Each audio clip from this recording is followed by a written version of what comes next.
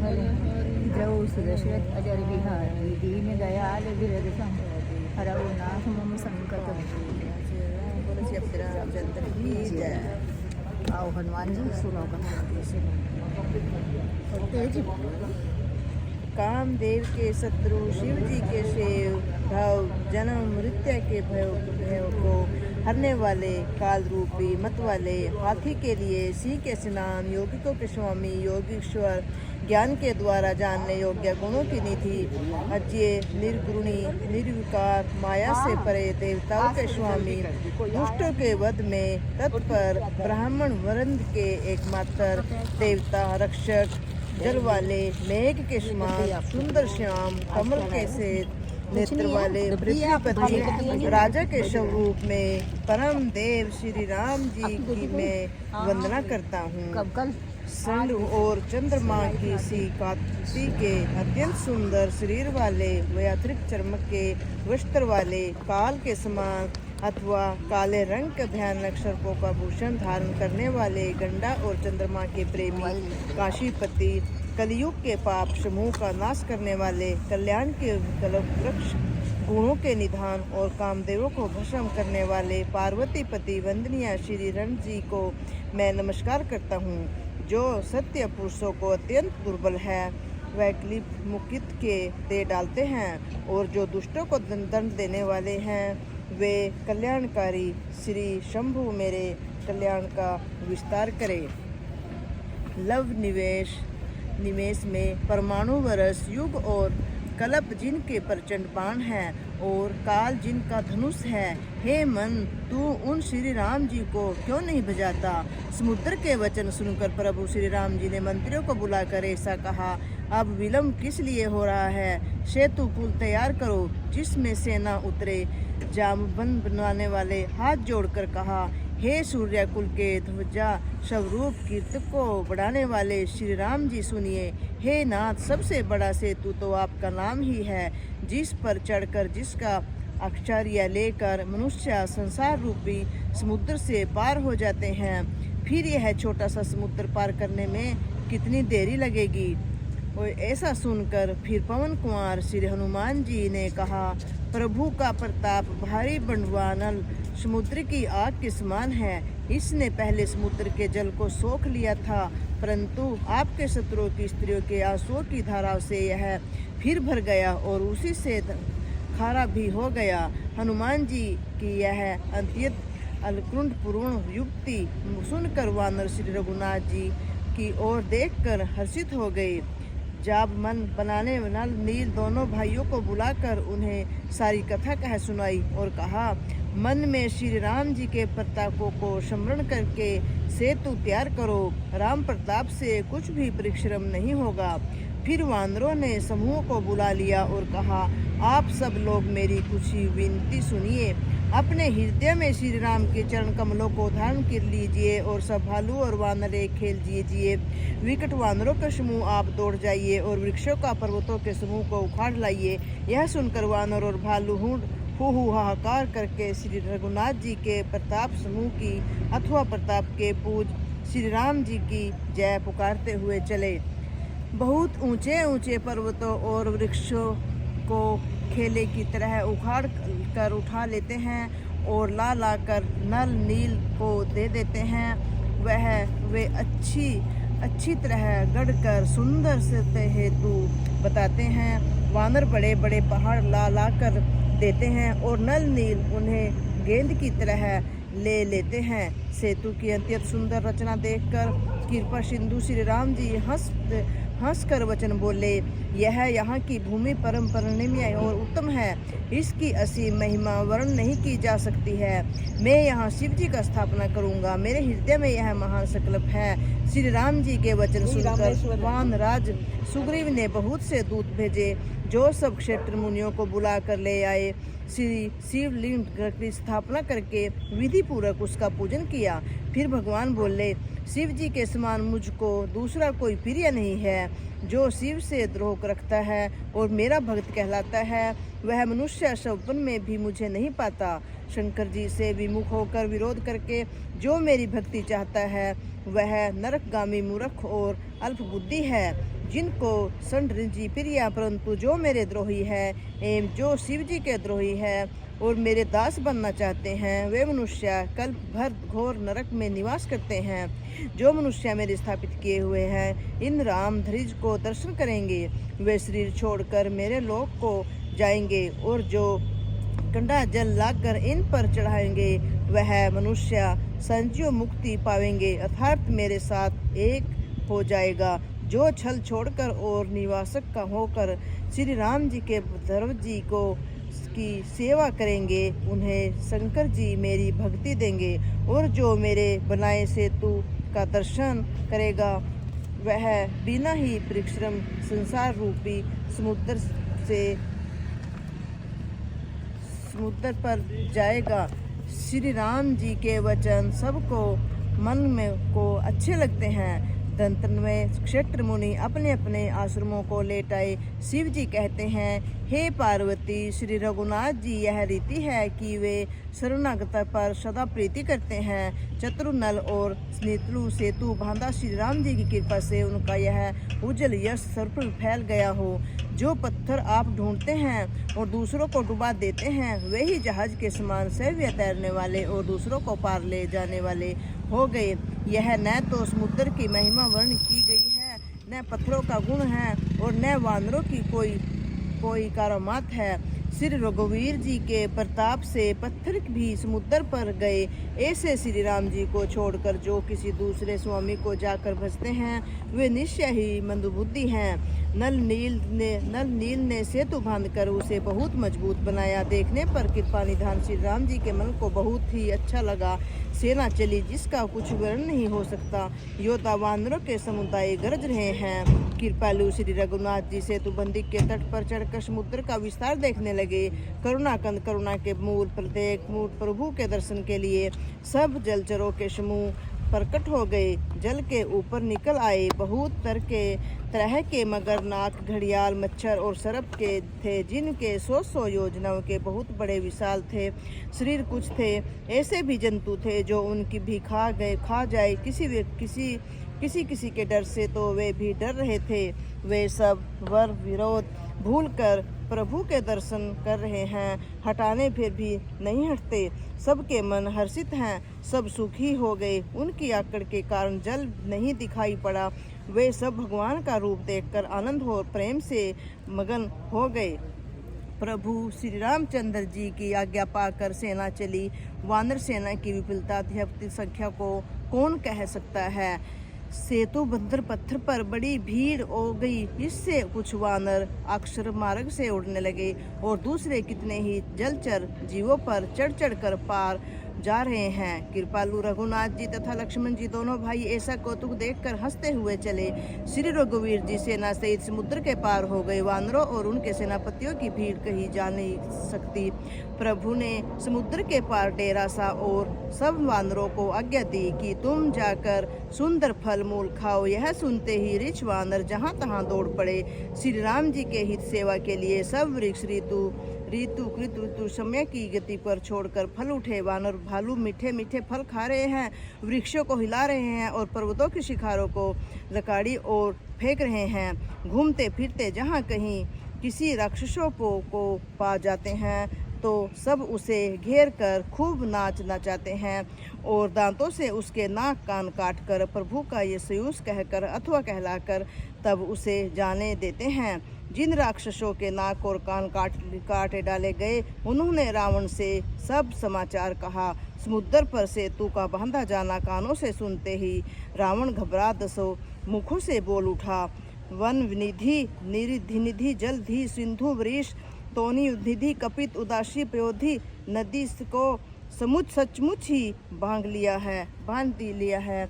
इस प्रकार फिर अपनी व्याकुलता को समझकर ऊपर से हंसता हुआ भय को भुलाकर रावण महलों को गया। जब मंदोदरी सुना कि प्रभु श्री राम आए गए हैं और उन्होंने खेल ही समुद्रों को बंधवा लिया है, तब वह हाथ पकड़कर पति को अपने महल में लाकर परम मनोहर वाणी बोलती है। चरणों में सिर नुआकर उसने अपना आंचल पसारा और कहा, हे प्रियतम, क्रोध त्याग कर मेरा वचन सुनिए। हे नाथ, वैर उसी के साथ करना चाहिए जिससे बुद्धि और बल के द्वारा जीत सके।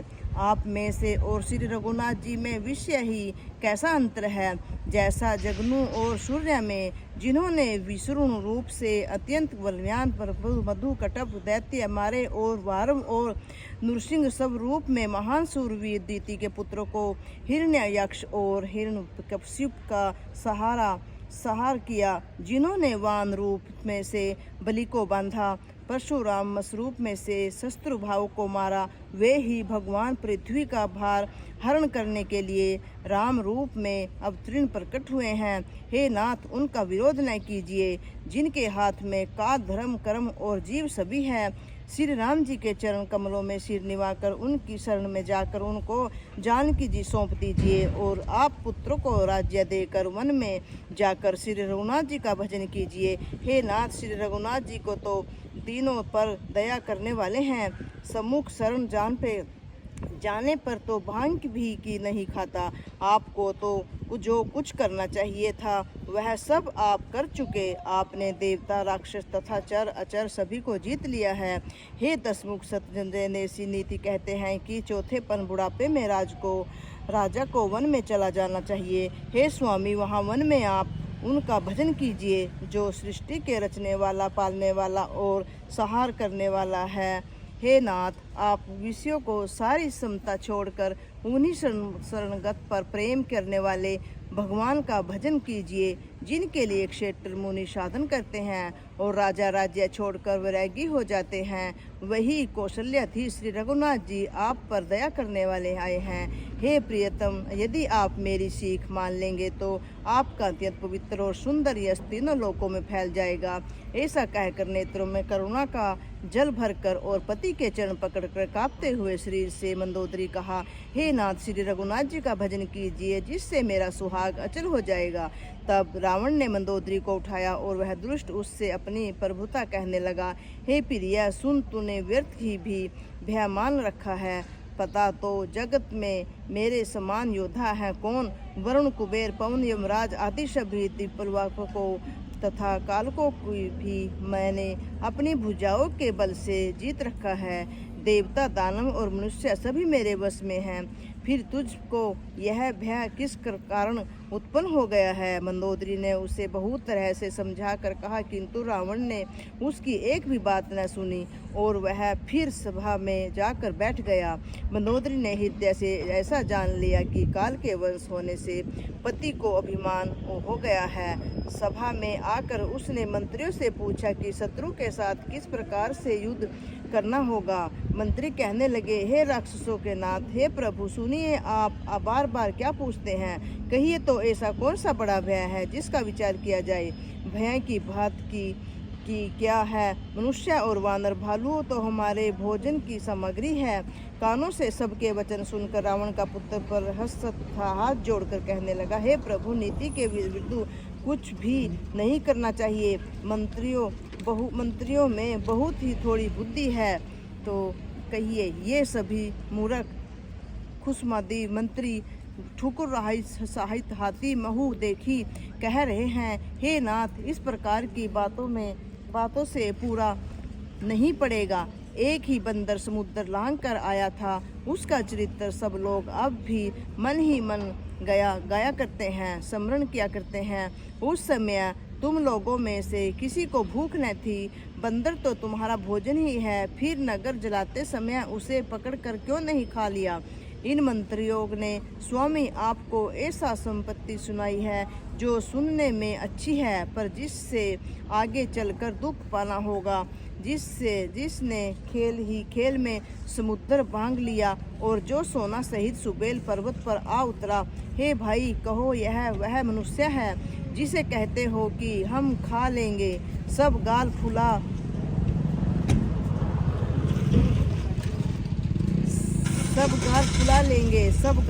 कर पागलों की तरह वचन कह रहे हैं। हे तात, मेरे वचनों को बहुत आदर से, बड़े गौर से सुनिए, मुझे मन में कायर न समझ लीजिएगा। जगत में ऐसा मनुष्य झुंड के झुंड बहुत अधिक हैं, जो प्यारी मुंह पर मीठी लगने वाली बात ही सुनते और कहते हैं, हे प्रभु, सुनने में कठोर परंतु परिणाम में परम हितकारी वचन जो तू सुनते और कहते हैं वे मनुष्य बहुत ही थोड़े हैं। नीति सुनिए, उसके अनुसार पहले दूत भेजिए और फिर सीता को देकर श्री राम जी ने प्रतिमेल कर लीजिए। यदि वे स्त्री पाकर लौट जाए तब तो व्यर्थ झगड़ा न बढ़ाएंगे, नहीं तो यदि न फिर तो हे तात सम्मुख युद्ध भूमि में उनसे हठ पूर्वक डट कर मार काट कर कीजिए। हे प्रभु, यदि आप मेरी यह संपत्ति मानेंगे तो जगत में दोनों ही प्रकार से आपका सुयश होगा। रावण ने गुस्से में भरकर पुत्रों से कहा, अरे मूर्ख, तुझे ऐसी बुद्धि किसने सिखाई? अभी से हृदय में स्नेह भया हो गया है। हे पुत्र, तू तो बांस की जड़ में घमोई हुआ तो मेरे वंश के अनुकूल यह अनुरूप नहीं हुआ। पिता की अत्यंत और घोर कठोर वाणी सुनकर परहस्तीय ये कड़वे वचन कहता हुआ घर को चला गया। हित की सलाह आपको कैसे नहीं लगती, आप पर कैसे असर नहीं करती? जैसे मृत्यु के वंश हुए रोगी को दवा नहीं लगती। संध्या को समय जानकर रावण अपनी विषो बुझाओं को देखता हुआ महल को चला। लंका की चोटी पर एक अत्यंत विचित्र महल था। वहाँ नाच गान का अखाड़ा जमता था। रावण उस महल में जाकर बैठ गया। किन्नर उसके गुण समूह को गाने लगे। लाल करताल, पंखाज, मरुदंग और वीणा बज रहे हैं। नृत्य में प्रवीण अप्सराएं नाच रही हैं। वह निरंतर सैकड़ों इंद्रों के समान भोग विलास करता रहता है। यदि पर श्री रामचंद्र जी सरीखा अत्यंत प्रबल शत्रु सिर पर है, फिर भी उसको न तो चिंता है और न डर ही है। यहाँ श्री रघुवीर जी सुबेल पर्वत पर सेना की बड़ी भीड़ बड़े समूह के साथ उतरे। पर्वत का एक बहुत ऊंचा परम रमणीय समतल और विशेष रूप से उज्जवल शिखर देखकर वहां लक्ष्मण जी ने वृक्षों के कोमल पत्ते और सुंदर फूल अपने हाथों से सजाकर बिछा दिए। उस पर सुंदर और कोमल मृगछाला बिछा दी। उसी आसन पर कृपालु श्री राम जी विश्राम जमान थे। प्रभु श्री राम जी वानर राज सुग्रीव जी की गोद में अपना सिर रखे। उनकी बाई ओर धनुष तथा दाहिनी ओर तरकस रखा था। हे, वे अपने दोनों पर कमलों से बाण सुधार रहे हैं। विभीषण जी कानों से लगकर सलाह कर रहे हैं। परम भाग्यशाली अंगद और हनुमान अनेकों को प्रकार से प्रभु के चरण कमलों को दबा रहे हैं। लक्ष्मण जी कमर में तरकस कसे और हाथों में धनुष बाण लिए वीरासन में प्रभु के पीछे शोभाभीत हैं।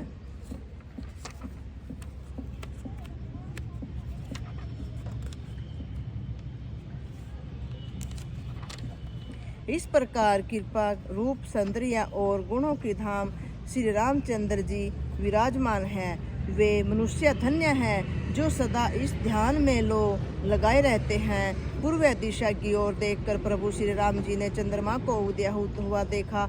तब वे सबसे कहने लगे, चंद्रमा को तो देखो, कैसा सिंह के समान निडर है।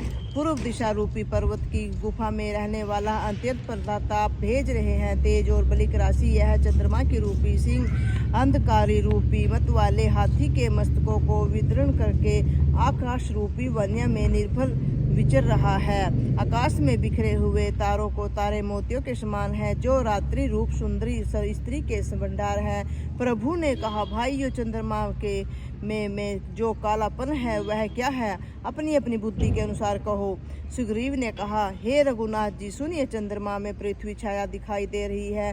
किसी ने कहा, चंद्रमा को राहु ने मारा था, वही चोट का काला दाग हृदय पर पड़ा हुआ है, कोई भाग निकल रहा। कोई कहता है, जब ब्राह्मण ने कामदेवी को स्त्री रतिका को मुख बनाया तब उसने चंद्रमा को 7 भाग निकाल दिया, जिससे रतिका मुख तो परम सुंदर बन गया, परंतु चंद्रमा के हृदय में छेद हो गया। वही छेद चंद्रमा के हृदय में वर्तमान है, जिसकी राह में आकाश की काली छाया उसमें दिखाई पड़ती है। प्रभु श्री राम जी ने कहा, विष चंद्रमा का बहुत प्यारा भाई है, इसी से उसने विष को अपने हृदय में स्थान दे रखा है।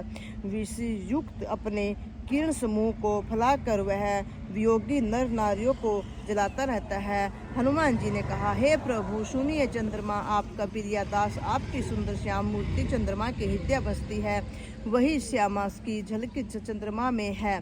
पवन पुत्र हनुमान जी के वचन सुनकर सुजान श्री राम जी हंसते हंसे और दक्षिण की ओर देखकर कृपा निधान प्रभु से बोले, हे विष्णु भगवान, दक्षिण दिशा की ओर देखो, बादल कैसा घूम रहा है और बिजली चमक रही है। भयानक बादल मीठे मीठे हल्के हल्के स्वर से गरज रहा है, कहीं कठोर ओलकों की वर्षा न हो। विभीषण बोले, हे कृपालु सुनिए, यह न तो बिजली है न बादलों का घंटा, लंका की चोटी पर एक महल है, दिष्ट गरीब रावण वहाँ नाच गान का अखाड़ देख रहा है। रावण ने सिर पर मेघड़ दंड बादलों के डंबर जैसा विशाल और काला छत्र धारण कर रखा है, वही मानो बादलों की अत्यंत काली घटा है। मंदोदरी के कानों में जो कर्ण फूल हिल रहे थे, हे प्रभु वही मानो बिजली चमक रही है। हे देवताओं के समुद्र सुनिए, अनुपम ताल और मृद बज रहे हैं, वही मधुर गर्जन ध्वनि है। रावण का अभिमान समझकर प्रभु मुस्कुराए, उन्होंने धनुष चढ़ाकर उस पर बाण का संधान किया और एक ही बाण से रावण के छत्र मुकुट और मंदोदरी के कर्ण कुंडल फूल काट गिराए। सबके देखते देखते वे जमीन पर आ पड़े, पर इसका भेद कारण किसी ने नहीं जाना। ऐसा चमत्कार करके श्री रामचंद्र जी का बाण वापस आ गया, आकर फिर तर्क में जा घुसा और महान रस भर रंग में भंग देखकर रावण की सारी सभा भयभीत हो गई। न भूकंप हुआ, न बहुत जोर की हवा आंधी चली, न कोई अस्त्र शस्त्र की नेत्रों से देखे। फिर ये छत्र मुकुट और कर्ण फूल जैसे कट कर गिर पड़े। सभी अपने अपने हृदय सोच रहे हैं कि यह बड़ा भयंकर अपशकुन हुआ।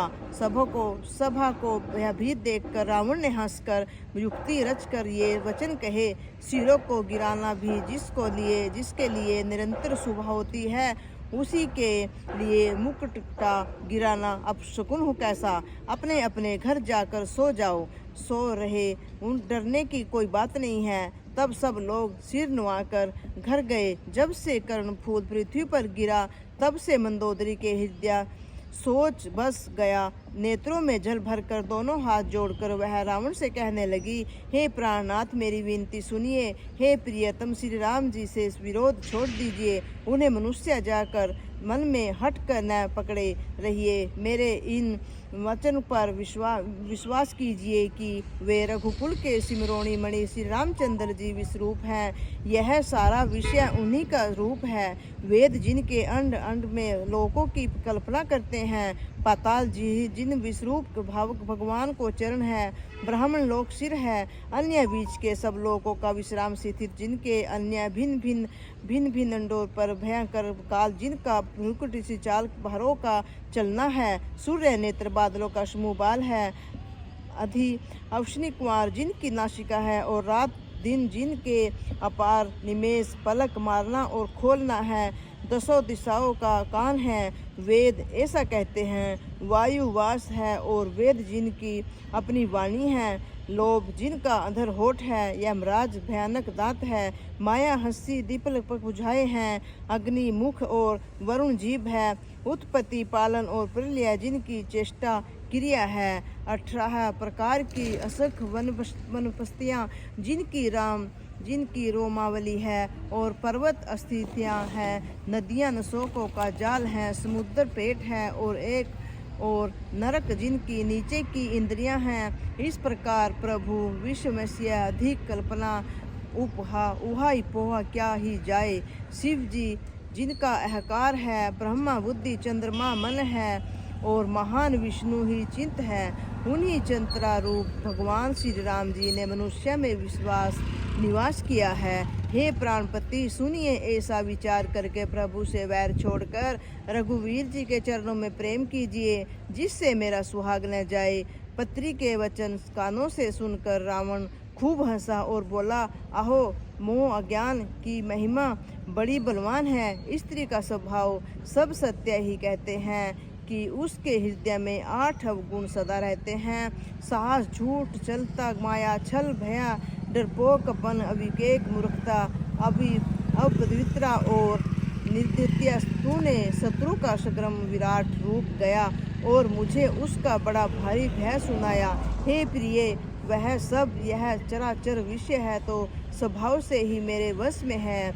तेरी कृपा से मुझे यह अब समझ पड़ा। हे प्रिय, तेरी चतुराई में जान गया तू इस प्रकार इसी बहाने मेरी प्रभुता का बखान कर रही है। हे मृगन्यानी, तेरे बातें बड़ी गूढ़ रहस्य भरी हैं, समझने पर सुख देने वाली और सुनने से भया छुड़ाने वाली हैं। मंदोदरी ने मन में ऐसा निश्चय कर लिया कि पति को कालवंश मति भ्रम हो गया है। इस प्रकार अज्ञानवश बहुत से विनोद करते हुए रावण को सवेरा हो गया। तब स्वभाव से ही निडर और घमंड में अंधा लंकापति सभा में गया।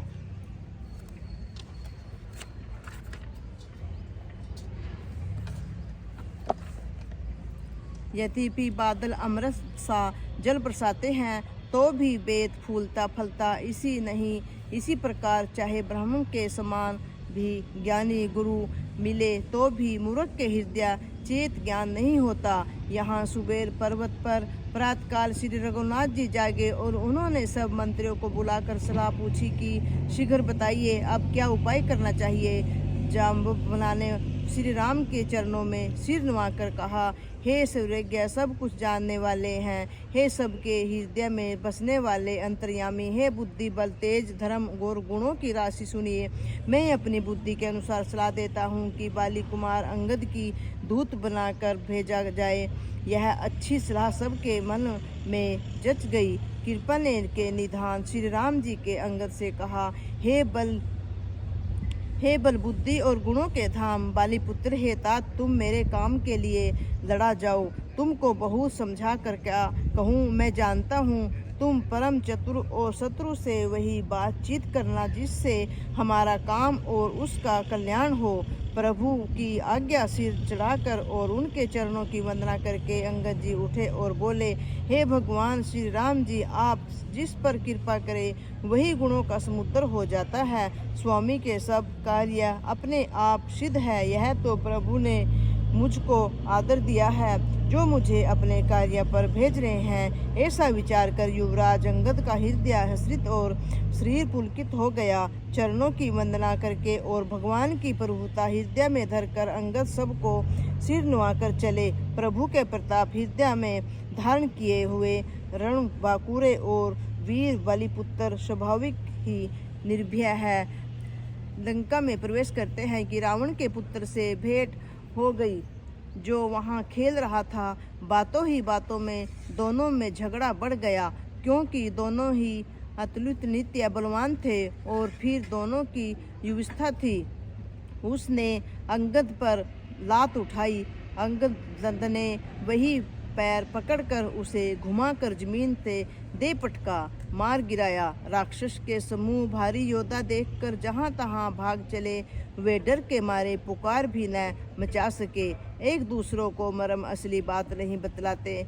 उस रावण के पुत्र का वध समझकर सब चुप मार कर रह जाते हैं। रावण पुत्र की मृत्यु जानकर और राक्षसों को भय कर मारे भागते देखकर नगर में कोलाहल मच गया कि जिसने लंका जलाई थी वही वानर फिर आ गया है। सब अत्यंत भयभीत होकर विचार करने लगे कि विधाता अब न जाने क्या करेगा। वे बिना पूछे ही अंगद को रावण के दरबार की राह बता देते हैं। जिसे ही वे देखते हैं वही डर के मारे सूख जाता है। श्री राम जी के चरण कमलों का स्मरण करके अंगद रावण की सभा के द्वार पर गए और वे धीर वीर और बलि की राशि अंगद से किसी एड़ ज्ञान से इधर उधर देखने लगे।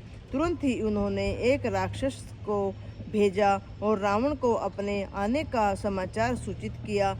सुनते ही रावण हंसकर बोला, बुला लाओ, देखे कहाँ का बंदर हैं। आज्ञा पाकर बहुत से दूत दौड़े और वानरों में हाथी के समान अंगद को बुला लाए। अंदर डालने वाले रावण को ऐसे बैठे हुए देखा जैसे कोई प्राण युक्त संजीव कालज का पहाड़ हो, बुझाए वृक्ष के और पर्वतों के शिखरों के समान है। रोमा वाली मानो बहुत सी लताएं हैं। मुंह, नाक, नेत्र और कान पर्वत की कंदराओं और खो के बराबर हैं। अब इनको देख के मुझे सोने लग गई। रमा जी अच्छा, सोना मना है। सोना नहीं है। सबसे रामचंद्र की जय। सोना नहीं है। मेरी आँख बहुत जल्दी खुल गई थी। मांग लेने दे पहले। वो माली आ गया, माली के साथ गई थी। सोना मना है भाई यहाँ बैठ के। यहीं से बनी है ना। यहीं से अच्छी धूप हो रही है। अच्छी धूप है। अत्यंत बलवान बांके वीर बाली पुत्र अंगद सभा में गए। वे मन में जरा भी नहीं झिझके। अंगद को देखते ही सब सभासद उठ खड़े हुए। यह देखकर रावण के हृदय में बड़ा क्रोध हुआ। जैसे मत वाले हाथियों के झुंड में सिंह चला जाता है, वैसे ही श्री रामचंद्र जी के प्रताप का हृदय में स्मरण करके वे निर्भय सभा में सिर नवाकर बैठ गए। रावण ने कहा, अरे बंदर, तू कौन है? हे दशग्रीव, मैं श्री रघुवीर का दूत हूँ। अरे पैर मत लगाओ, वो हनुमान जी की जगह है। श्री रावण ने कहा, अरे बंदर, तू कौन है? अंगद ने कहा, हे दशग्रीव, मैं श्री रघुवीर का दूत हूँ। मेरे पिता से तुमसे मित्रता थी, इसीलिए हे भाई, मैं तुम्हारी भलाई के लिए ही आया हूँ। तुम्हारा उत्तम कुल है, पुलत्स्य ऋषि के तुम पौत्र हो। शिव जी की और ब्रह्मा जी की तुमने बहुत प्रकार से पूजा की है, उनसे वर पाए हैं और सब काम सिद्ध किए हैं। लोकपालों और सब राजाओं को तुमने जीत लिया है। राजमत से या मोहवश तुम जगत जननी सीता को हर कर लाए हो। अब तुम मेरे शुभ वचन सुनो, उसके अनुसार चलने से श्री राम जी तुम्हारे सब अपराध क्षमा कर देंगे। दांतों में तिनका दबाओ, गले में कुल्हाड़ी डालो और कुटुंबियों सहित अपनी स्त्रियों को साथ लेकर आदरपूर्वक जानकी जी को आगे करके इस प्रकार सब भय छोड़ कर चलो। और हे शरणागत के पालन करने वाले रघुवंश मणि शिरोमणि राम जी, मेरी रक्षा कीजिए, रक्षा कीजिए। इस प्रकार आर्त प्रार्थना करो। आर्त पुकार सुनते ही प्रभु तुमको निर्भय कर देंगे। रावण ने कहा, अरे बंदर के बच्चे, संभाल कर बोल। मूर्ख, तुम उस देवताओं के शत्रुओं को तूने माना नहीं। अरे भाई, अपना और अपने बाप का नाम तो बता, किस नाते से मित्रता मानता है? मेरा नाम अंगद है, मैं बाली का पुत्र हूँ। उनसे कभी तुम्हारी भेंट हुई थी? अंगद का वचन सुनते ही रावण कुछ सकुचा गया और बोला, हाँ, मैं जान गया, मुझे याद आ गया। बाली नाम का एक बंदर था। उसने तो 1 महीने इसे कांख में दबा के रखा था ना। अच्छा, बाली ने दबा के रखा। हाँ। अरे अंगद, तू ही बाली का लड़का है? अरे कुलनाशक, तू तो अपने कुल रूपी बांस के लिए अग्नि रूपी पैदा हुआ है। गर्भ में ही क्यों न नष्ट हो गया? तू व्यर्थ ही पैदा हुआ और अपने ही मुंह से तपस्वियों का दूध कहलाया। अब बाली की कुशल तो बता, वह कहाँ है? तब अंगद ने हंसकर कहा, अरे 10 दिन बीतने पर बाली के पास जाकर अपने मित्र को हृदय से लगाकर उसी से कुशल पूछ लेना। श्री राम जी के विरोध करने पर जैसी कुशल होती है, वह सब तुमको वे सब तुमको सुनावेंगे। हे मूर्ख, सुन, भेद उसी के मन में पड़ सकता है। भेद नीति उसी पर अपना प्रभाव डालती है जिसके हृदय में रघुवीर ना हो। सच है, मैं तो कुल का नाश करने वाला हूँ, और हे रावण, तुम कुल के रक्षक हो। अंधे बहरे भी ऐसी बात नहीं कहते। तुम्हारे तो 20 नेत्र और 20 कान हैं। शिव, ब्रह्मा आदि देवता मुनियों के समुदाय जिनके चरित्र की सेवा करना चाहते हैं, उनका दूत होकर मैंने कुल को डुबो दिया। अरे ऐसी बुद्धि होने पर तुम्हारा हृदय फट नहीं जाता? बानर की कठोर वाणी सुनकर रावण आंखें टेर कर बोला, अरे दुष्ट, मैं तेरे सब कठोर वचन इसीलिए सह रहा हूँ कि मैं नीति और धर्म को जानता हूँ, उनकी रक्षा कर रहा हूँ। अंगद ने कहा, तुम्हारी धर्मशीलता मैंने भी सुनी है। तुमने पराई स्त्री को चोरी की है और दूध की रक्षा की बात तो अपनी आँखों से देख ली। ऐसे धर्म के व्रत को धारण करने वाले तुम डूब कर मर नहीं जाते? नाक कान से रहित बहन को देखकर तुमने धर्म विचार कर ही तो क्षमा कर दिया था। तुम्हारी धर्मशीलता जग जाहिर है। मैं भी बड़ा भाग्यवान हूँ जो मैंने तुम्हारा दर्शन पाया है। रावण ने कहा, अरे जड़ जंतु, मतलब बानर, व्यर्थ बकबक ना कर। अरे मूर्ख, मेरी भुजाएं तो देख, ये सब लोकपालों के विशाल बल रूपी चंद्रमा को ग्रसने के लिए राहु हैं। फिर तूने सुना ही होगा कि आकाश रूपी तालाब में मेरी भुजाओं रूपी कमलों पर बसकर शिवजी सहित कैलाश हंस के समान शोभा को प्राप्त हुआ है। अरे अंगद, सुन, तेरी सेना में बता, ऐसा कौन सा योद्धा है जो मुझसे भिड़ सकेगा? तेरा मालिक तो स्त्री के वियोग में ही बलहीन हो रहा है और उसका छोटा भाई उसी के दुख से दुखी और उदास है। तुम और सुग्रीव दोनों तट के वृक्ष हो। मेरा भाई विभीषण वह भी बड़ा डरपोक है। मंत्री जामवान बहुत बुरा है। अब वह लड़ाई में क्या चढ़ सकता है। नल नील तो शिल्प कर्म जानते हैं, वे लड़ना क्या जाने। मतलब नल और नील तो शिल्प कला का वो है ना, इंजीनियर। हाँ, एक बानर जरूर महाबलवान है जो पहले आया था, जिसने लंका जलाई थी। यह सुनते ही बाली पुत्र अंगद ने कहा, हे राक्षस राज, सच्ची बात कहो, क्या उस बानर ने सचमुच तुम्हारा नगर जला दिया? रावण, जगत विजयी योद्धा का नगर एक छोटे से बानर ने जला दिया। ऐसे वचन सुनकर उन्हें सत्य कौन कहेगा? हे रावण, जिसको तुमने बहुत बड़ा योद्धा कहकर सराहा है, वह तो सुग्रीव का एक छोटा सा दौड़ कर चलने वाला हरकारा है। वह बहुत चलता है, वीर नहीं है। उसको तो हमने खबर लेने के लिए भेजा था। क्या सचमुच ही उस बानर ने प्रभु की आज्ञा पाए बिना ही तुम्हारा नगर जला डाला? मालूम होता है इसी डर से वह लौट कर सुग्रीव के पास नहीं आया और कहीं छिप रहा है। हे रावण, तुम सब सत्य ही कहते हो। मुझे सुनकर कुछ भी क्रोध नहीं। सचमुच हमारी सेना में कोई भी ऐसा नहीं है जो तुमसे लड़ने में शोभा पाए। प्रीति और बैर बराबरी वाले से ही करना चाहिए। नीति ऐसा ही है। नीति यही कहती है, सिंह यदि मेंढकों को मारे तो क्या उसे कोई भला कहेगा? यद्यपि तुम्हें मारने में श्री राम जी की लघुता है और बड़ा दोष भी है, तथापि हे रावण सुनो, क्षत्रिय जाति का क्रोध बड़ा कठिन होता है। वक्रोक्ति रूपी धनुष से वचन रूपी बाण मान कर अंगद ने शत्रु का हृदय जला दिया। वीर रावण उन बाणों को मानो प्रत्युत्तर रूपी सन्नियों से निकल रहा है।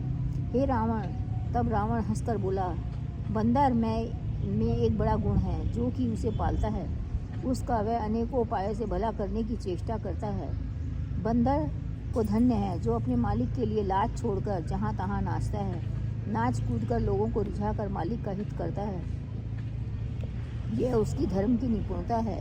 हे अंगद, तेरी जाति स्वामी भक्त है, फिर तू अपने मालिक के गुण इस प्रकार कैसे न बखानेगा? हे गुण ग्राहक और परम सुजान हूँ, इसी से तेरी जली फूटी बकबक पर कौन कान नहीं देता। अंगद ने कहा, तुम्हारी सच्ची गुण ग्राहकता को मैंने हनुमान जी को सुनाई थी, जिसने अशोक वन में विध्वंस करके तुम्हारे पुत्र को मार कर नगर को जला दिया था। तो भी गुण ग्राहकता के कारण यही समझा कि तुम्हारा कुछ और अपकार नहीं किया। तुम्हारा वही सुंदर स्वभाव विचार कर, हे दशग्रीव, मैंने कुछ धृष्टता की है। हनुमान ने जो कुछ कहा उसे आकर मैंने प्रत्यक्ष देख लिया। तुम्हें न लज्जा है, न क्रोध है, न चिढ़ है। रावण बोला, अरे वानर, जब तेरी ऐसी बुद्धि है तभी तो तू बाप को खा गया। ऐसा वचन कहकर रावण हंसा। अंगद ने कहा, पिता को खाकर तुमको भी खा डालता हूँ। परंतु अभी तुरंत कुछ और बात मेरी समझ में आ गई है। अरे नीच अभिमानी, बाली के निर्मल यश का पात्र जानकर मैं तुम्हें नहीं मारता। रावण, यह तो बता, जगत में कितने रावण हैं? मैंने जितने रावण अपने कानों से सुन रखे हैं उन्हें सुन। एक रावण तो बाली को जीत के पाताल में गया था। तब बच्चों ने उसे घुड़साल में बांध रखा। बालक खेलते थे और जा जाकर उसे मारते थे। बलि को दया लगी, तब उन्होंने उसे छुड़ा लिया। फिर एक रावण को सहस्त्रबाहु ने देखा और उन्हें दौड़कर उसको एक विशेष प्रकार के जंतु की तरह पकड़ लिया। तमाशे के लिए वह उसे घर ले आया। तब पुलत्स्य मुनि ने जाकर उसे छुड़ाया। हे, एक रावण की बात कहने में तो मुझे बड़ा संकोच हो रहा है। वह बाली की कांख में रखा था। उसने उसके कई रावण बना दिए जो जो इसके। हाँ, इनमें से तुम कौन से रावण हो? खींचना छोड़कर सच सच बताओ। रावण ने कहा, अरे मूर्ख, सुन, मैं वही बलवान रावण हूँ जिसकी भुजाओं की लीला कैलाश पर्वत जानता है, जिसकी शूरता उमापति महादेव जी जानते हैं, जिन्हें अपने सिर रूपी पुष्प चढ़ा कर मैंने पूजा था। मतलब जब इसने शिव जी को प्रसन्न करना चाहा ना, अपने शीश काट के चढ़ाए थे। सिर रूपी कमलों को अपने हाथों से उतार कर मैंने अगणित बार त्रिपुरारी शिव जी की पूजा की है। अरे मूर्ख, मेरी भुजाओं का पराक्रम दिक्पाल जानते हैं, जिनके हृदय में वह आज भी चुभ रहा है। दिग्गज मेरी छाती की कठोरता को जानते हैं, जिनके भयानक दांत जब जा जाकर मैं उनसे ज़बरदस्ती भिड़ा, मेरी छाती में कभी नहीं फूटे, बल्कि मेरी छाती से लगते ही वे मूली की तरह टूट गए। अपनी बड़ाई अपने आप कर रहा। जिसके चलते समय पृथ्वी पर इस प्रकार हिलती है जैसे मतवाले हाथी के चढ़ते समय छोटी सी नाव। मैं वही जगत प्रसिद्ध प्रतापी रावण हूँ। अरे झूठी बकवास करने वाले, क्या तूने मुझे कानों से कभी सुना नहीं? उस महान प्रतापी और जगत प्रसिद्ध रावण को मुझे तू छोटा कहता है और मनुष्य की बड़ाई करता है। अरे दुष्ट, असभ्य, तुच्छ बंदर, मैंने तुझे तेरा ज्ञान जान लिया। रावण के ये वचन सुनकर अंगद क्रोध सहित वचन बोले, अरे नीच अभिमानी, संभाल कर बोल। जिनका फरसा सहस्त्रबाहों की भुजाओं रूपी अपार वन को जलाने के लिए अग्नि के समान था, जिनके फरसा रूपी समुद्र की तीव्र धारा में अगणित राजा अनेकों बार डूब गए, उस परशुराम जी का गर्व उन्हें देखते ही भाग गया। अरे अभागे दशशीष, वे मनुष्य क्यों कर हैं? अरे मूर्ख उद्दंड, श्री राम जी मनुष्य हैं। कामदेव भी क्या धनुर्धारी हैं और गंगा जी क्या नदी हैं? कामधेनु क्या पशु है और कल्प वृक्ष क्या पेड़ है? अन्न भी क्या दान है और अमृत क्या रस है? गरुड़ जी क्या पक्षी हैं? शेष जी क्या सर्प हैं? अरे रावण, चिंतामणि भी क्या पत्थर है? अरे ओ मूर्ख सुन, बैकुंठ भी क्या लोक है और श्री रघुनाथ जी की अखंड भक्ति क्या जैसा लाभों का लाभ है? सेनापति समेत तेरा मान मत कर, अशोक वन को उजाड़ कर, नगर को जलाकर और तेरे पुत्र को मारकर जो लौट गए, क्यों रे दुष्ट, यह हनुमान जी क्या बानर हैं? अरे रावण, चतुराई छोड़कर सुन, कृपा के समुद्र श्री रघुनाथ जी का तू भजन क्यों नहीं करता? अरे दुष्ट, यदि तू श्री राम जी का बैरी हुआ तो तुझे ब्रह्मा और रूद भी नहीं बचा सकेंगे। हे मूल व्यर्थ गाल ना मार, श्री राम जी से बैर करने पर तेरा ऐसा हाल होगा कि तेरे सिर समूह श्री राम जी के बाण लगते ही वानरों के आगे पृथ्वी पर गिर पड़ेंगे और रीछ वानर तेरे उस गेंद के समान अनेकों सिरों के चौगान खेलेंगे। जब श्री रघुनाथ जी युद्ध में कोप करेंगे और अत्यंत तीक्ष्ण बाण बहुत से बाण छोड़ देंगे, तब क्या तेरा ऐसा गाल चलेगा? ऐसा विचार कर उदार राम जी को भज। अंगद के ये वचन सुनकर रावण बहुत अधिक जल उठा, मानो जलती हुई प्रचंड अग्नि में घी पड़ गया हो। वह बोला, अरे मूर्ख, कुंभकर्ण मेरा भाई है, इंद्र का शत्रु सुप्रसिद्ध मेघनाथ मेरा पुत्र है और मेरा पराक्रम तूने सुना ही नहीं कि मैंने संपूर्ण जड़ चेतन जगत को जीत लिया है। अरे दुष्ट, वानरों की सहायता जोड़कर राम ने समुद्र सेतु बांध लिया है, बस यही उनकी प्रभुता है। समुद्र को तो अनेकों पक्षी भी लांघ जाते हैं, पर इसी से वे सभी शूरवीर नहीं हो जाते। अरे मूर्ख बंदर सुन, मेरी एक एक भुजा रूपी समुद्र बल रूपी जल से पूर्ण है, जिसमें बहुत से शूरवीर देवता और मनुष्य डूब चुके हैं। बता, ऐसा कौन सा शूरवीर है जो मैंने इस अथाह और अपार 20 समुद्रों का पार पा जाएगा? अरे दुष्ट, मैंने दिक्पालों तक से राम जल भरवाया है। तू एक राजा का मुझे सुरेश सुनाता है। यदि तेरा मालिक, जिसकी गुणगाथा तू बार बार कह रहा है, संग्राम में लड़ने वाला योद्धा है, तो फिर उस दूत को किस लिए भेजता है वह बार बार? शत्रु से प्रीति करते उसे लाज नहीं आती? कैलाश का मथन करने वाली मेरी भुजाओं को देख। अरे मूर्ख बानर, अपने मालिक की सराहना करना। रावण के समान शूरवीर कौन है जिसने अपने ही हाथों से सिर काट कर अत्यंत हर्ष के साथ बहुत बार उन्हें अग्नि में होम किया? स्वयं गौरीपति शिव जी इस बात के साक्षी हैं। मस्तकों के जलते समय जब मैंने अपने ललाटों पर लिखे हुए विधाता के अक्षर देखे, तब मनुष्य के हाथ से अपनी मृत्यु होना बाँचकर विधाता की वाणी असत्य जानकर मैं हंसा। उस बात को समझकर भी मेरे मन में डर नहीं है, क्योंकि मैं समझता हूँ कि बूढ़े ब्रह्मा ने बुद्धि भ्रम से ऐसा लिख दिया है। अरे मूर्ख, तू लज्जा और मर्यादा को छोड़कर आगे बार बार दूसरे वीर का बल कहता है। अंगद ने कहा, अरे रावण, तेरे समान लज्जावान जगत में कोई नहीं है। लज्जाशीलता तो तेरा सहज स्वभाव ही है। तू अपने मुंह से अपने गुण कभी नहीं कहता। सिर काटने और कैलाश उठाने की कथा चित्त में चढ़ी हुई थी, इससे तू उसे 20 बार कहा। भुजाओं के उस बल को तूने हृदय में टाल रखा है, जिससे तूने सहस्त्रबाहु बलि और बाली को जीता था। अरे मंदबुद्धि सुन, अब बस कर। सिर काटने से ही तेरा कोई शूरवीर नहीं हो जाता। इंद्रजाल रचने वाले को वीर नहीं कहा जाता, यद्यपि वह अपने ही हाथों अपना सारा शरीर काट डालता है। अरे मंदबुद्धि समझ कर देख, पतंगे मोहवश आग में जल मरते हैं, गधों के झुंड बोझ लाद कर चलते हैं, पर इस कारण वे शूरवीर नहीं कहलाते। अरे दुष्ट, बत बढ़ाव मत कर, मेरा वचन सुन और अभिमान त्याग दे। हे दशमुख, मैं दूत की तरह नहीं आया हूँ, मैं संधि करने नहीं आया हूँ। मैं श्री रघुवीर से ऐसा विचार करके मुझे भेजा है। कृपालु श्री राम जी बार बार ऐसा कहते हैं कि सियार के मारने से सिंह को यश नहीं मिलता। अरे मूर्ख, प्रभु के वचनों को मन में रख कर समझ कि मैंने तेरे कठोर वचन सहे हैं, नहीं तो तेरे मुंह तोड़कर मैं सीता जी को जबरदस्ती ले जाता। अरे अधम, देवताओं के शत्रु, तेरा बल तो मैंने तभी जान लिया जब तू सोने में पराई स्त्री को हर लाया था। तू राक्षसों का राजा बड़ा अभिमानी है, परंतु मैं तो श्री रघुनाथ जी के सेवक का वो दूत सुग्रीव का उसका बाली का पुत्र हूँ। यदि मैं राम जी के अपमान से ना डरूं तो तेरे देखते देखते ही ऐसा तमाशा करूं कि तुझे जमीन पर पटक कर तेरी सेना का संहार कर तेरे गांव को चौपट करके, अरे मूर्ख, तेरी युवती स्त्रियों से ही जानकी जी को ले जाऊं। यदि ऐसा करूंगा तो इसमें कोई बड़ाई नहीं है। मरे हुए को मारने में कुछ भी पुरुषत्व नहीं है। वाम मार्गी, कामी, कंजूस, अत्यंत मूढ़ और अति दरिद्र, बदनाम, बहुत बूढ़ा, नित्य का रोगी, निरंतर क्रोध युक्त रहने वाला, भगवान विष्णु से विमुख, वेद और संतों का विरोधी, अपना ही शरीर पोषण करने वाला, पराई स्त्री की निंदा करने वाला, पाप की खान है। ये 14 प्राणी जीते जी ही मुर्दे के समान हैं। अरे दुष्ट, ऐसा विचार कर मैं तुझे नहीं मारता। अब तू मुझ में क्रोध पैदा ना कर। अंगद के वचन सुनकर राक्षस राज रावण दांतों के होठ काट कर क्रोधित होकर हाथ मलता हुआ बोला, अरे नीच बंदर, अब तू मरना ही चाहता है, इसी से छोटे मुंह बड़ी बात कहता है। अरे मूर्ख बंदर, तू जिसके बल पर कड़वे वचन बक रहा है उसमें बल, प्रताप और बुद्धि अथवा तेज कुछ भी नहीं है। उसे गुणहीन, मानहीन समझ कर ही तो पिता ने वनवास दे दिया। उसे एक तो वह दुख, उस पर युवती का विरह, फिर रात दिन मेरा डर बना रहता है।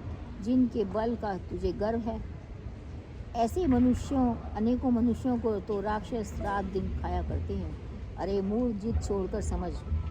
अब उसने श्री रामचंद्र जी की निंदा की तो कपि श्रेष्ठ अंगद अत्यंत क्रोधित हो गए, क्योंकि जो अपने कानों से भगवान विष्णु और शिव की निंदा सुनता है उसे गौवध के समान पाप लगता है। वानर श्रेष्ठ अंगद बहुत जोर से कटकटाए और उन्होंने तमक कर अपने दोनों भुजदंडों को पृथ्वी पर दे मारा। पृथ्वी हिलने लगी, सभासद गिर पड़े और भय रूपी पवन से ग्रस्त होकर भाग चले।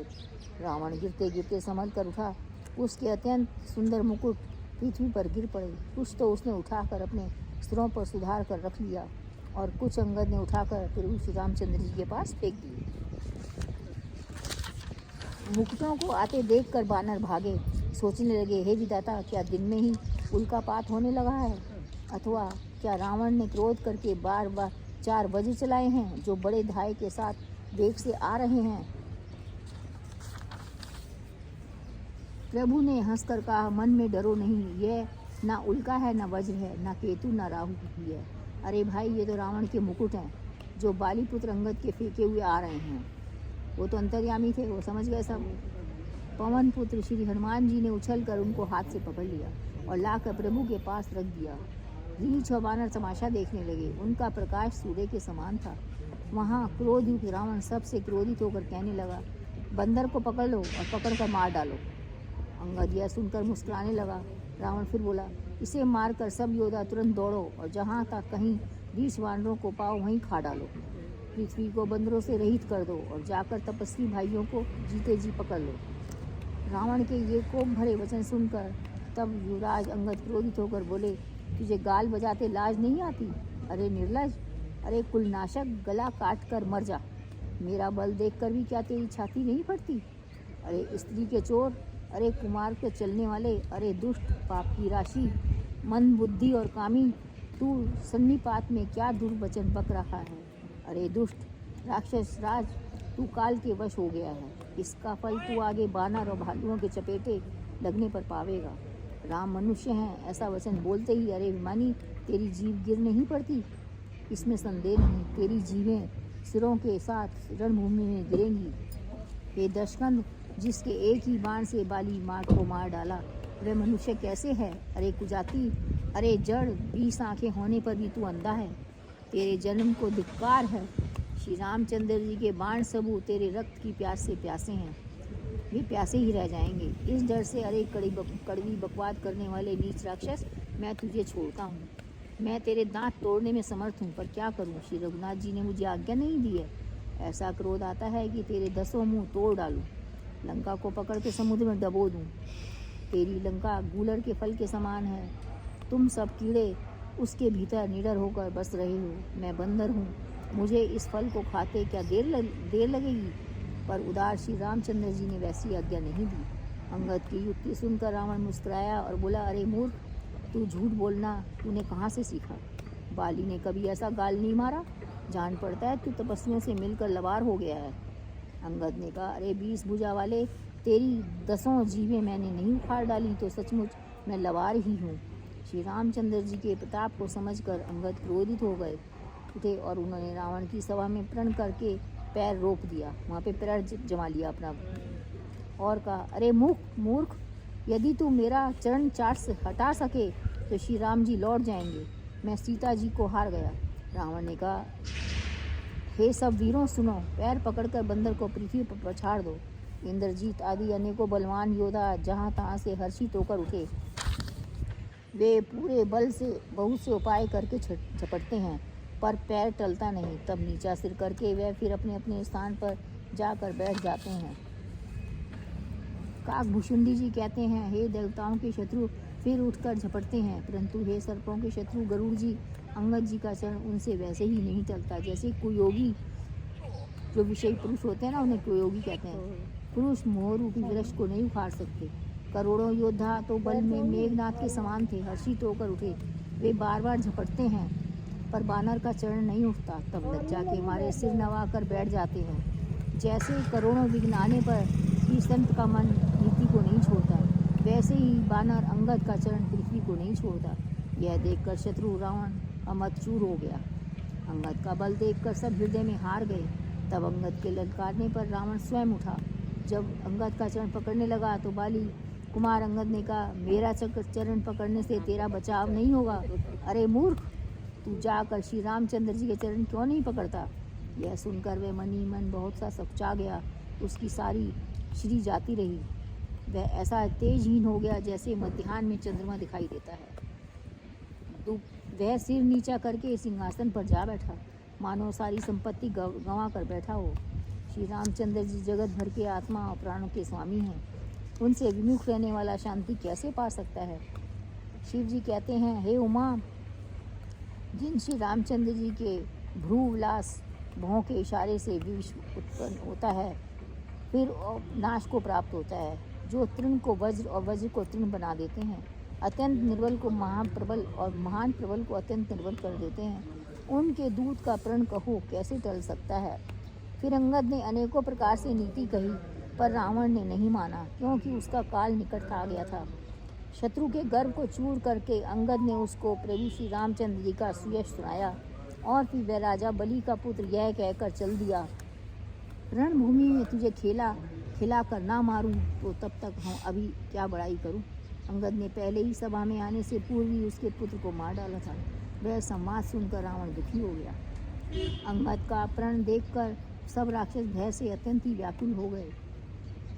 शत्रु के बल का मर्दन कर बल की राशि बाली पुत्र अंगद ने हर्षित होकर आकर श्री रामचंद्र जी के चरण कमल पकड़ लिए।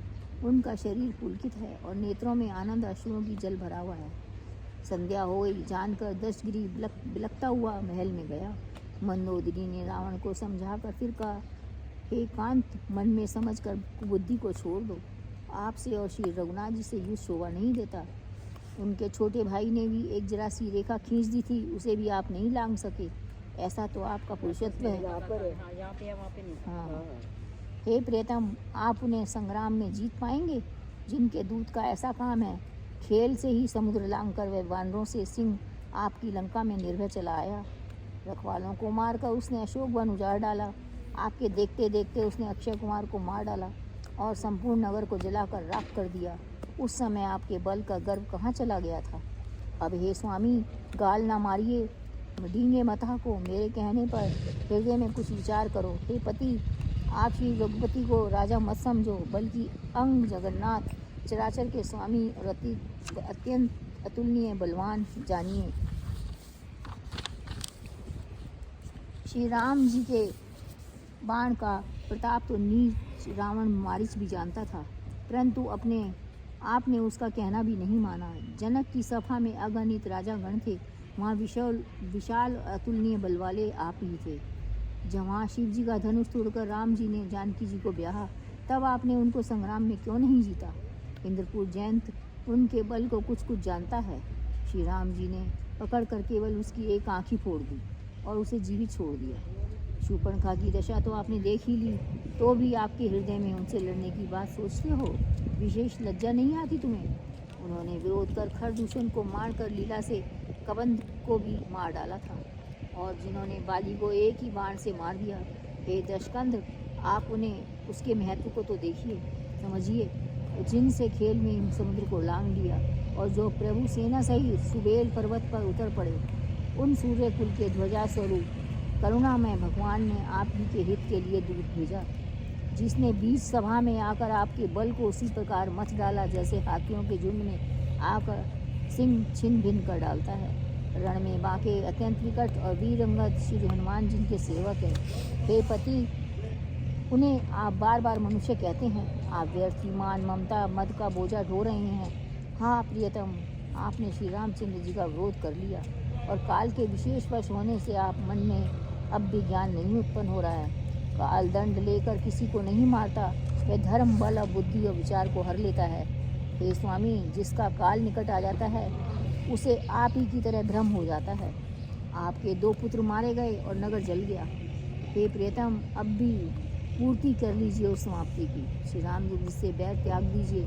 हे नाथ, कृपा के समुद्र श्री रघुनाथ जी को भजकर निर्मल यश लीजिए। श्री राम स्त्री के बाण के समान वचन सुनकर वह सवेरा होते ही उठकर सभा में चला गया और सारा भय भुलाकर अत्यंत अभिमान में फूल कर सिंहासन पर जा बैठा। यहाँ सुबेल पर्वत पर श्री राम जी ने अंगद को बुलाया। उन्होंने आकर चरण कमलों में सिर नवाया। बड़े आदर से उन्हें पास बिठाकर खर के शत्रु कृपालु श्री रामचंद्र जी हंसकर बोले, हे बाली के पुत्र, मुझे बड़ा कौतूहल है। हे तात, इसी से मैं तुम्हें पूछता हूँ, सत्य कहना, जो रावण राक्षसों की कुल का तिलक है और जिसके लिए अतुलनीय बाहुबल की जगत भर में धाक है, उनके 4 मुकुट तुमने फेंके। हे तात, बताओ तुमने उनको किस प्रकार से पाया? अंगद ने कहा, हे सर्वज्ञ, मैं शरणागत को सुख देने वाले वे मुकुट सुनिए, वे मुकुट नहीं है, वे तो राजा के 4 गुण हैं। हे नाथ, वेद कहते हैं साम दान दंड और भेद, ये चारों राजा के हृदय में बसते हैं। ये नीति धर्म के 4 सुंदर चरण हैं, किंतु रावण में धर्म का अभाव है। ऐसा जी में जानकर नाथ के पास आ गए हैं। 10 शीश रावण धर्महीन प्रभु के पद से विमुख और काल के वश में है। इसलिए हे कौशलराज सुनिए, वे गुण रावण को छोड़कर आपके पास आ गए हैं। मतलब वो 4 मुकुट नहीं है, 4 रावण के गुण तुम्हारे पास आ गए हैं और उन गुणों से रहित हो गया वो रावण। हाँ, अंगद की परम चतुरता कानों से सुनकर उदार श्री रामचंद्र जी हंसने लगे। फिर बाली पुत्र ने किल के सब समाचार कहे। जब शत्रु के समाचार प्राप्त हो गए, तब श्री रामचंद्र जी ने सब मंत्रियों को पास बुलाया और कहा, लंका के 4 विकट दरवाजे हैं, उन पर किस तरह आक्रमण किया जाए, इस पर विचार करो। तब वानरराज सुग्रीव, वृक्षपति जामवान और भीषण ने हृदय में सूर्यकुल के भूषण श्री रघुनाथ जी का स्मरण किया। विचार करके उन्हें कर्तव्य निश्चित किया। वानरों की सेना के 4 दल बनाए और उनके लिए यथा योग्य सेनापति नियुक्त किए। फिर सब युद्धपतियों को बुला लिया और प्रभु का प्रताप कह सबको समझाया, जिसे सुनकर वानर सिंह के समान गर्जना करके दौड़े।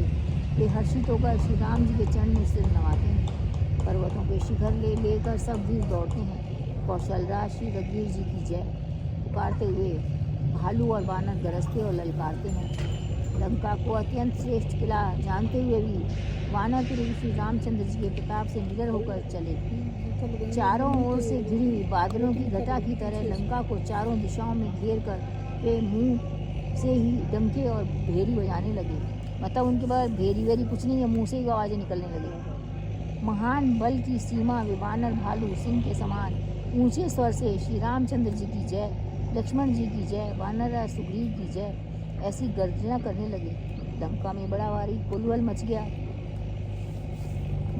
कोलाहल मच गया। अत्यंत अहंकारी रावण ने उसे सुनकर कहा, वानरों की सच्चाई तो देखो, यह कहते हुए हंसकर उसने राक्षसी सेना बुलाई। बंदर काल की प्रेरणा से चले आए हैं, मेरे राक्षस सभी भूखे हैं, विधाता ने उन्हें घर बैठे भोजन भेज दिया है। ऐसा कहकर उस मूर्ख ने अट्टहास किया। वह बड़े जोर से ठाका मारकर हंसा और राम बोला, हे वीरों, सब लोग चारों दिशाओं में जाओ, रीछ वानर सबको पकड़ पकड़ कर खा जाओ। शिव जी कहते हैं, हे उमा, रावण को ऐसा अभिमान था जैसे टिटरी होती है ना, पक्षी पैर ऊपर की ओर करके सोता है, मानो आकाश को थाम लेगा। आज्ञा मांग कर और हाथों में उत्तम भिंदीपाल, सांगी, तोमर, मुदगर, प्रचंड फरसे, शूल, भारी तलवार, परिघ और पहाड़ों के टुकड़े लेकर राक्षस चले। जैसे मूर्ख मांसाहारी पक्षी लाल पत्थरों का समूह देखकर उस पर टूट पड़ते हैं और चोंच टूटने का दुख उन्हें नहीं सूझता, वैसे ही वे बेसमझ राक्षस दौड़े। अनेकों प्रकार के अस्त्र शस्त्र और धनुष बाण धारण किए करोड़ों बलवान और रणवीर राक्षस वीर परकोटे के कंगोरों पर चढ़ गए। वे परकोटे के कंगूरों पर ऐसे सुशोभित हो रहे हैं मानो सुमेरु के शिखरों पर बादल बैठे हों। जुझाऊ डोल और डंके आदि बजा रहे हैं। ध्वनि सुनकर योद्धाओं के मन में लड़ने का चाव होता है। अगणित नफीरी और भेरी बज रही हैं। उन्हें सुनकर कायरों के हृदय में दरारें पड़ जाती हैं। उन्होंने जाकर अत्यंत विशाल शूरवीर वाले महान योद्धा वानर और भालुओं के तट देखा कि रीछ वानर दौड़ते हैं, अवघट मतलब ऊंची नीची विकट घाटियों को कुछ नहीं गिनते, पकड़कर पहाड़ों को तोड़कर रास्ता बना लेते हैं। करोड़ों योद्धा कटकटाते और गरजते हैं, दांतों से ओट काटते हैं और खूब डपटते हैं। हो तो गया टाइम है, हो गया बस अब बोलो नाटक होते हैं विदा हो हनुमान लक्ष्मण जानकी राम जय जय राम, जय प्रभु राम, जय जय राम, करो कल्याण, जय जय राम। मंगल भवन अमंगलहारी, द्रौ सुदशरथ अजर बिहारी, दीन दयाल विरद संहारी, हरौ नाथ मम संकट हारी। बोलो श्री रामचंद्र भगवान की जय, हनुमान जी महाराज की जय। श्री गुरु चरण सरोज रज निज मन मुकुर सुधारी, वर्णौ रघुवर विमल जसु जो दायक फलचारी। मेरे अब बुक ले रहे हनुमान चालीसा आज रखे मैं देख देख कर तो पढ़ लेती ना, वैसे नहीं आती मेरे को, नहीं देख देख कर तो मैं बोल लूँ, वैसे नहीं आती। जय जय राम, हनुमान ज्ञान गुण सागर, जय कपीस तिहु लोक उजागर, रामदूत अतुलित बल धामा, अंजनी पुत्र पवन सुत नामा, महावीर विक्रम बजरंगी, कुमार सुमति के संगी, कंचन वरण विराज सुवेशा, कुंचित केसा हाथ वज्र और ध्वजा विराज, कांधे मूंजने भूषण, शंकर सुगंध केसरी नंदन, प्रताप महाजन, विद्यावान गुणियति चातुर, राम काज करे को रघुचरित सुनबे को, सिया राम लखन श्री राम,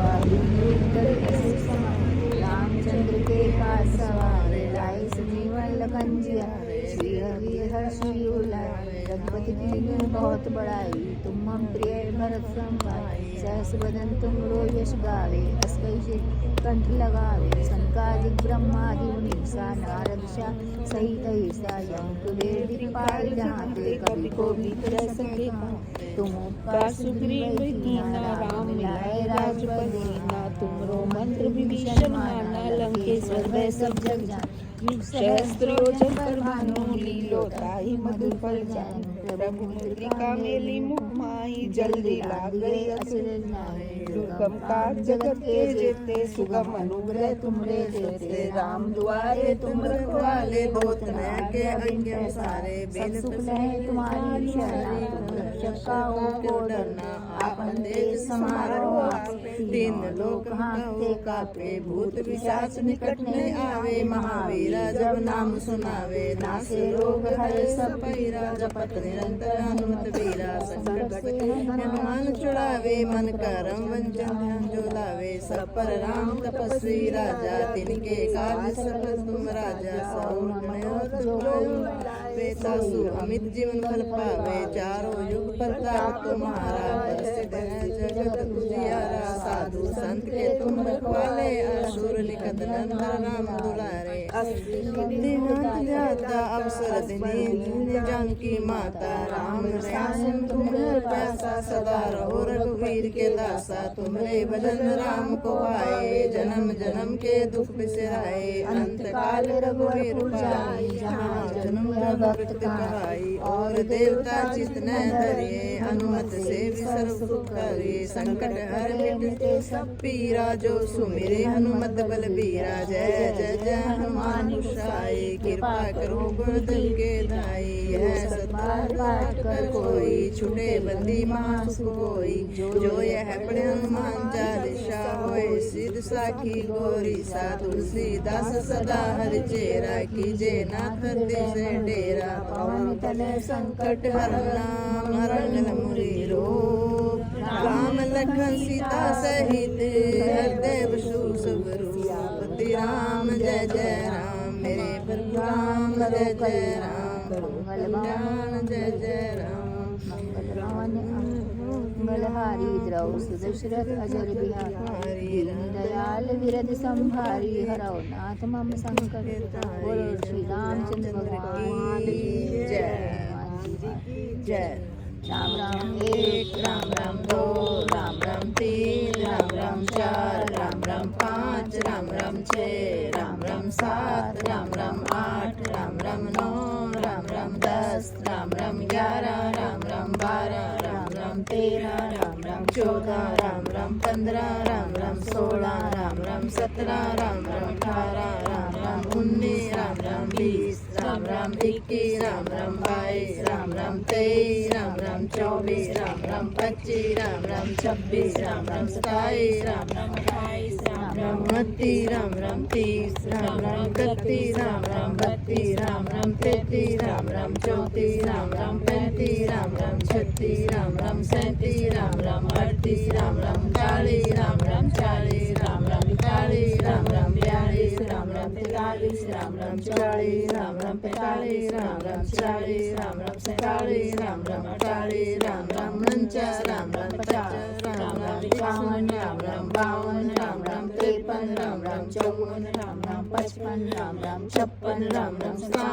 राम राम 58 राम राम 59 राम राम 60 राम राम 61 राम राम 62 राम राम 63 राम राम 64 राम राम 65 राम राम 66 राम राम 67 राम राम 68 राम राम 69 राम राम 70 राम राम 71 राम राम 72 राम राम 73 राम राम 74 राम राम 75 राम राम 76 राम राम 77 राम राम 78 राम राम 80 राम राम 80 राम राम 81 राम राम 82 राम राम 83 राम राम 84 राम राम 85 राम राम 86 राम राम 87 राम राम 88 राम राम 89 राम राम 90 राम राम 91 राम राम 92 राम राम 93 राम राम 94 राम राम 95 राम राम 96 राम राम 97 राम राम 98 राम राम 99 राम राम 100 राम राम 1 राम राम 2 राम राम 3 राम राम 4 राम राम 5 राम राम 6 राम राम 7 राम राम 8। ये माला पूरी हुई